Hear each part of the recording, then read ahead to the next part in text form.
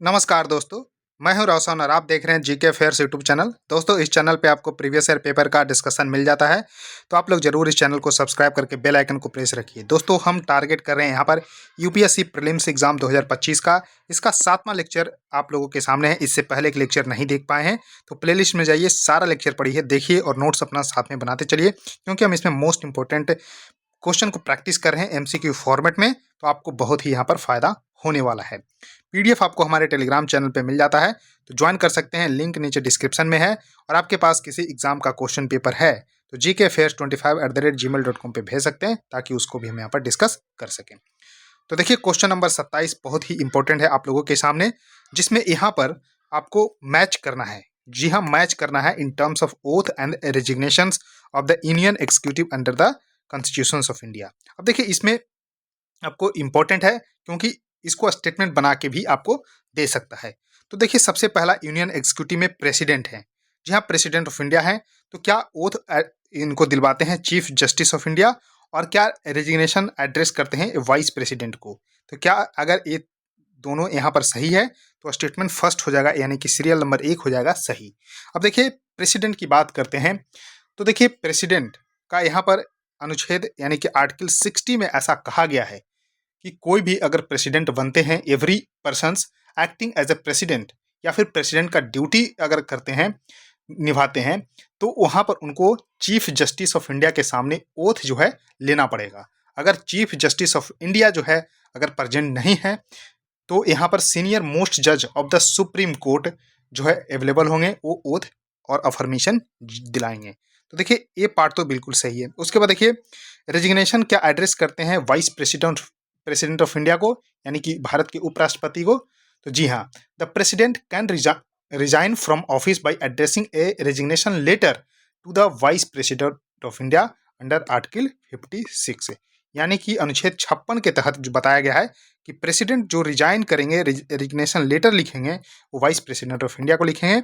लेकिन oath and affirmation की बात अनुच्छेद 60 में किया गया है, जो कि चीफ जस्टिस ऑफ इंडिया, अगर ये एब्सेंट है तो इनके जगह पर जो है सीनियर मोस्ट जज ऑफ द सुप्रीम कोर्ट। तो देखिए, पहला जो है स्टेटमेंट यहाँ पर सही हो गया। अब देखिए, दूसरा है कि वाइस प्रेसिडेंट के बारे में। तो देखिए, vice president oath of the office which is administered by the president of India, यहाँ पर बताया गया है justice of the supreme court.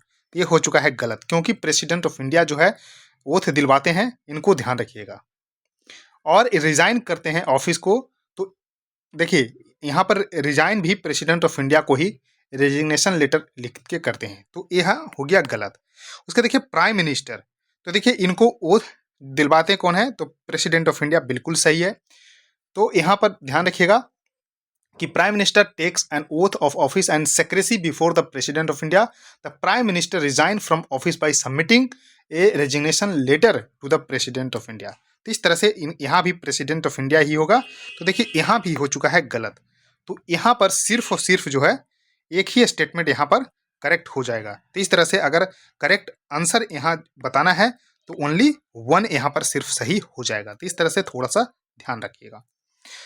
अब देखिए, क्वेश्चन नंबर 28 आप लोगों के सामने है। अब इसमें देखिए, with reference to the constitution of India consider the following statement, यानी कि भारतीय संविधान के संदर्भ में आपको बताना है। तो देखिए, पहला स्टेटमेंट है कि all doubts and dispute regarding the election of the vice president are to be decided by the election commission of India. तो क्या यहाँ पर उपराष्ट्रपति के चुनाव के संबंध में जो भी संदेह और विवाद होगा, उसका निर्णय भारत के चुनाव आयोग करता है। तो देखिए, इसके लिए एक अनुच्छेद है, ध्यान रखिएगा, अनुच्छेद 71, यानी कि आर्टिकल 71 में ऐसा बताया गया है कि ध्यान रखिएगा 71 कौन सा पार्ट में है, ये भी ध्यान रख लीजिएगा, पार्ट 5 में है। तो पार्ट 5 में है, इसमें बताया गया है कि मैटर रिलेटिंग टू और connected with the elections of a president और वाइस प्रेसिडेंट, यानी कि ध्यान रखिएगा अनुच्छेद 71 में क्या गया है, जो कि पार्ट 5 में है, मैटर रिलेटिंग टू और connected with the elections of a president और vice president, all doubts and dispute arising out of in connection with the election of the president or vice president shall be inquired into and decided by the Supreme Court, whose decision shall be final। तो यहाँ पर जो है ध्यान रखिएगा, supreme court के हाथों में है ये जो है। यहाँ पर ध्यान रखिएगा, पार्लियामेंट डज, यहाँ पर all doubt and dispute regarding the election of the vice president और प्रेसिडेंट का to be decided by the not election commission. यहाँ पर सुप्रीम कोर्ट होगा, तो स्टेटमेंट जो है बन हो चुका है गलत।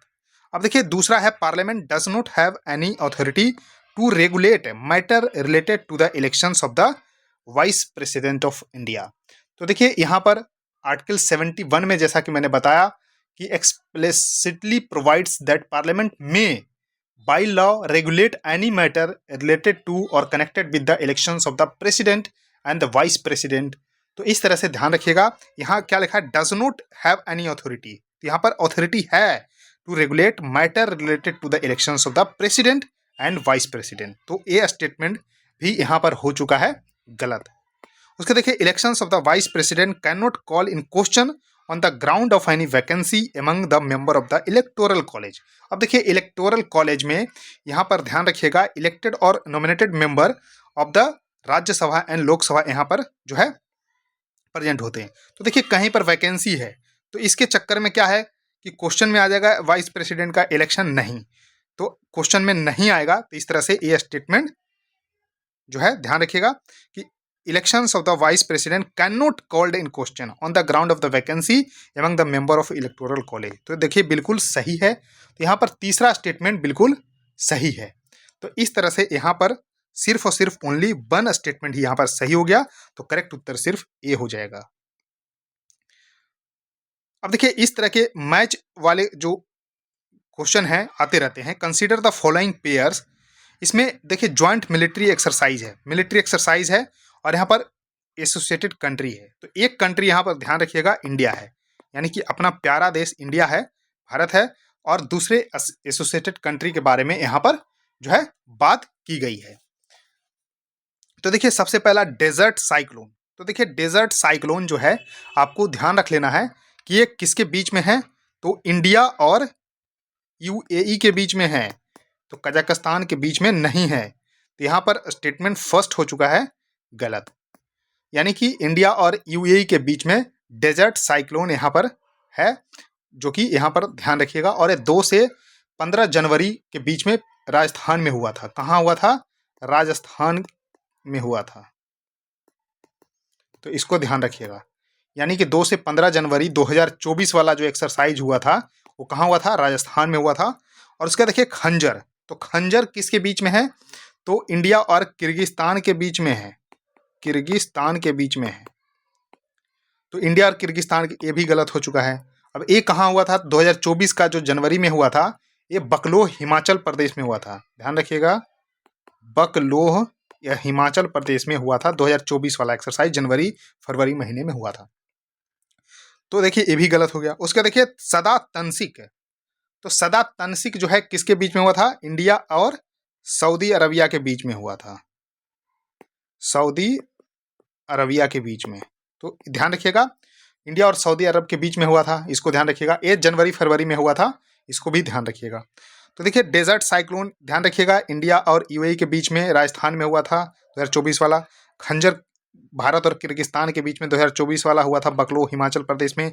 सदा तंसिक इंडिया और यूएई सऊदी अरबिया के बीच में हुआ था, तो ये भी गलत हो चुका है। तो देखिए तीनों स्टेटमेंट यहाँ पर हो चुका है गलत, तो यहाँ पर आंसर है D, none of the above statement are correct. None यहाँ पर सही हो चुका है। देखिए ये भी गलत, ये भी गलत, ये भी गलत, तो इस तरह से ध्यान रखिएगा। अब देखिए क्वेश्चन इंपॉर्टेंट है। अब देखिए क्वेश्चन आपको लग रहा हो कि बहुत ही इजी है, लेकिन हम यूपीएससी के प्रीवियस ईयर पेपर 1993 का शायद पेपर है, तो उसको ही हम यहाँ साथ में डिस्कस कर ले रहे हैं। तो देखिए अशोक के शिलालेखों को सबसे पहले किसने पढ़ा था, यानी Ashokan inscriptions were first deciphered by, तो किसने पढ़ा था, तो जेम्स प्रिंसप ने। तो ध्यान रखिएगा जेम्स प्रिंसप ने 1837 ईस्वी में इन्होंने ही सबसे पहले जो है शिलालेखों को पढ़ा था। और जो अशोक के इतिहास के बारे में जो जानकारी मिलती है वो स्तंभ लेख, शिलालेख इत्यादि से ही मिलते हैं। तो इस तरह से ध्यान रखिएगा, सिंपल सा क्वेश्चन है कि अशोक के शिलालेखों को सबसे पहले 1837 में जेम्स प्रिंसप ने ही पढ़ा था। उसका देखिए नेक्स्ट क्वेश्चन है कि Chanakya was also known as. अब देखिए चाणक्य को और किस नाम से जाना जाता है, तो चाणक्य को और जो है विष्णुगुप्त के नाम से जाना जाता है। तो चाणक्य जो है ध्यान रखिएगा, चाणक्य कहते हैं ना कि दूसरों की गलतियों से जो है सीख लेनी चाहिए, ये चाणक्य ऐसा मानते थे। तो ध्यान रखिएगा कि चाणक्य एक राजनीतिक चिंतक, कूटनीतिज्ञ थे और इनको विष्णुगुप्त के नाम से जाना जाता था। और एक नाम और है, इसको भी ध्यान रखिएगा, कौटिल्य।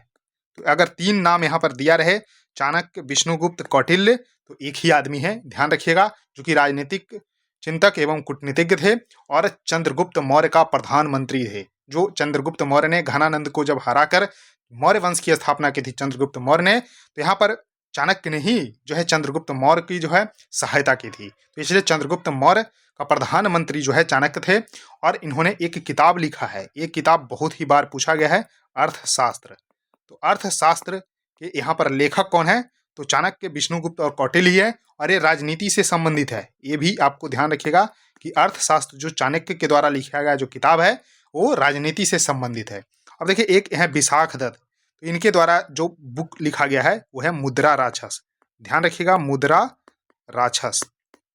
तो मुद्रा राक्षस जो किताब है वो किनके द्वारा लिखा गया है? तो विशाख दत्त के द्वारा ही लिखा गया है। तो इस तरह से थोड़ा सा जरूर ध्यान रख लीजिएगा।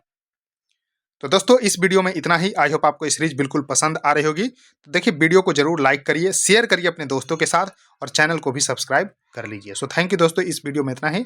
धन्यवाद।